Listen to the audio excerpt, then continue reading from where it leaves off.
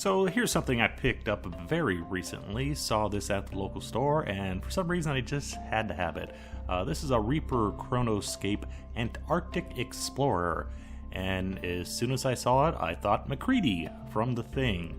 So that's how we're going to try to paint him, as Kurt Russell from The Thing. We are starting off with a base of Vallejo Model Color Camo Black Brown, because MacReady wears a very dark brown leather jacket with very dark brown skin over his very dark brown hair. That's one of the problems we're going to have here, is I have to make some adjustments based on the scale of the figure. So we're going to lighten up this jacket a little bit more than the color that it was in the movie.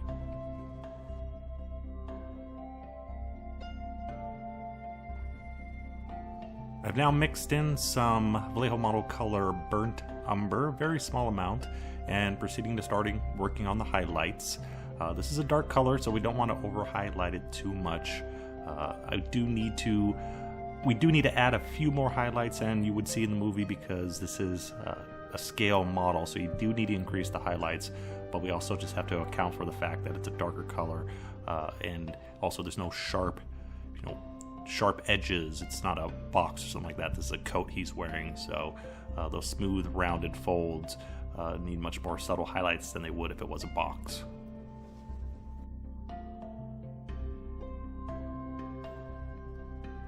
And then our third and final highlight is straight to Burnt Umber, proceeding to add this to the upper edges of the folds, and that's pretty much it. Since we're trying to keep this darker, we don't want to go too hard on the highlights, like I just said, so it's basically a very, very muted color because it is a very dark brown jacket.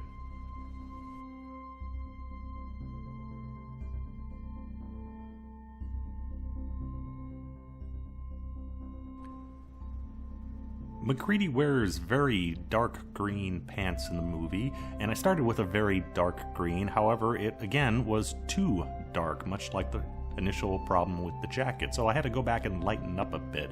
So I already did a few coats, didn't like it, and now I'm overcoating all of that with our shade color, which is Vallejo Model Color Military Green.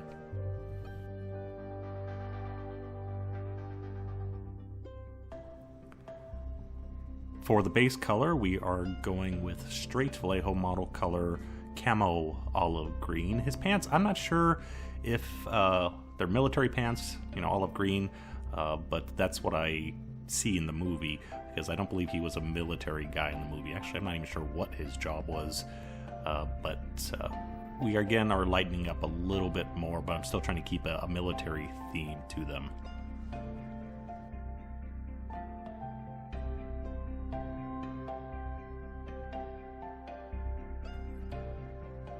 To our olive green, I've now added some Vallejo Model Color Russian Uniform and proceed to add the highlights. A couple different ways you can go with highlighting this kind of olive drab green. You can add a little bit of yellow, or you can go as I have. I'm trying to add a more muted sort of greenish gray color to it, because I didn't want to go too far into the yellow range.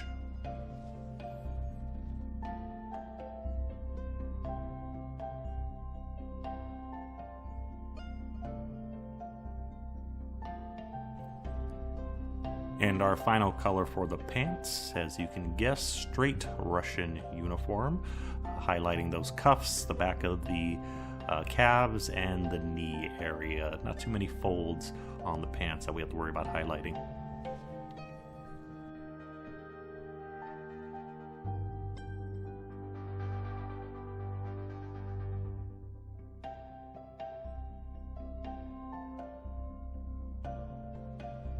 Again, going with a little bit of artistic license. His fur trim was dark brown or black in the movie. Not going to work on a small miniature. I'm going with a lighter color here, starting off with a heavy dry brush of Vallejo Model Color English Uniform.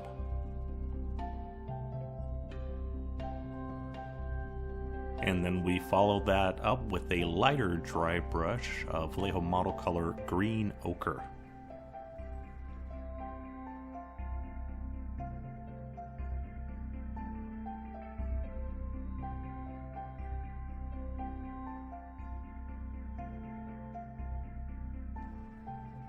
MacReady doesn't have a backpack in the movie, so I'm free to paint this whatever color I want, and I definitely want to go with a lighter color, again, because it's a scale model and we want some lighter colors in here. So started off by undercoating it with Burnt Umber, and proceeding with the highlights now by adding some Vallejo Model Color Flat Earth to that Burnt Umber.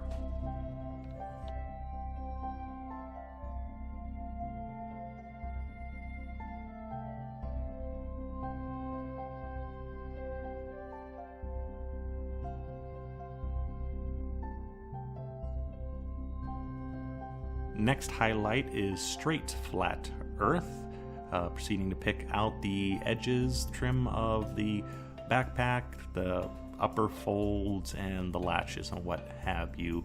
Clearly I'm trying to paint this as a kind of leather backpack, and with leather you can overdo the highlights because leather gets stained and worn as the edges rub. You know, the lighter untreated leather shows through on the edges, so you can actually over highlight and get a really good worn leather effect.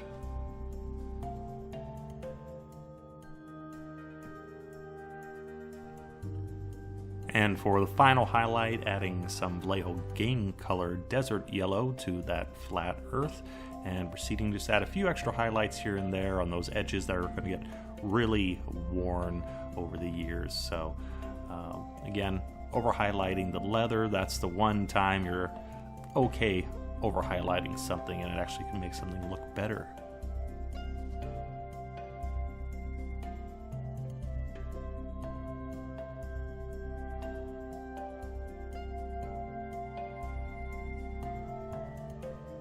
Final step is some thinned black ink, mainly to pick out those straps on the back and the open flap of the backpack, and also here and there a few light washes in some of the recesses, just to give us an idea of that stained, well-worn leather backpack.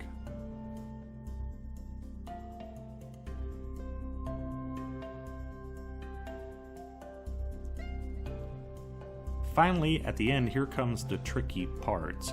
This is an Arctic Explorer, and I want him to look like MacReady was in the movie, and they had special effects to make ice caked onto his jacket and his beard and all that.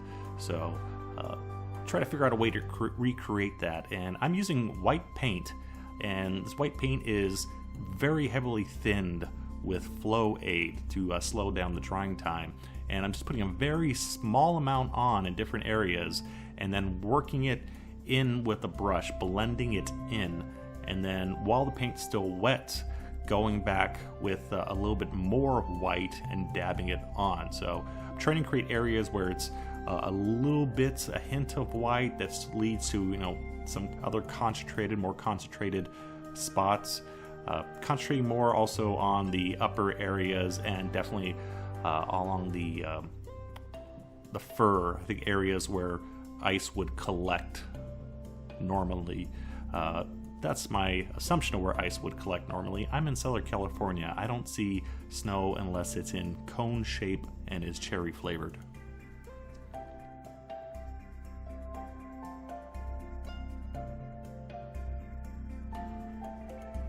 I still wanted more ice, physical ice, on the model, and so I went with my standard snow mixture, which is Woodland Scenic snow mixed with white glue and a little bit of water to thin it out. On the base, I can apply that with a spatula or an old brush, but trying to get very small amounts on certain areas of the figure was very difficult, and I ended up going with tweezers, just picking up very small blobs of my mixture and carefully, very difficultly, applying them to different areas of the model. Being careful trying not to smear it, because the white glue is going to dry glossy, which is not what I want here. So concentrating more on putting a little on his beard, putting a little bit on the fur, trying to keep everything in camera shot. It's all very difficult, but eventually very slowly built it up, very small amounts. I don't want to cover them in complete flock, but kind of worked. Well, we'll see at the end if it did.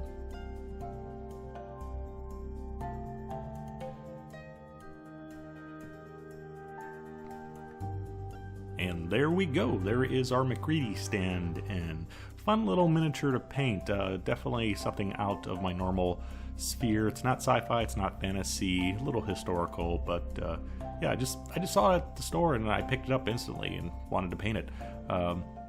This is a Bones figure, so it was only about $3 if you're interested in it. The Antarctic Explorer, and yeah, it was a little fun. The one thing I'm not sure about is the snow on the coat.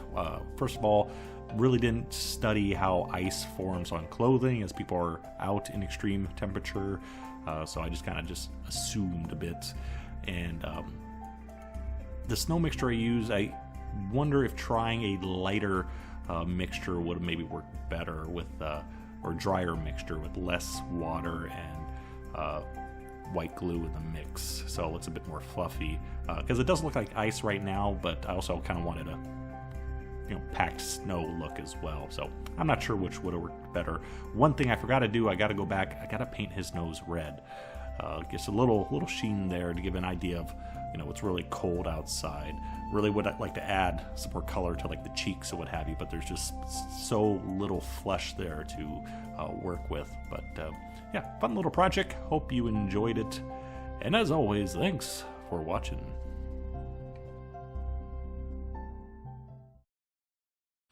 Diddy hee hee, hooah hooah.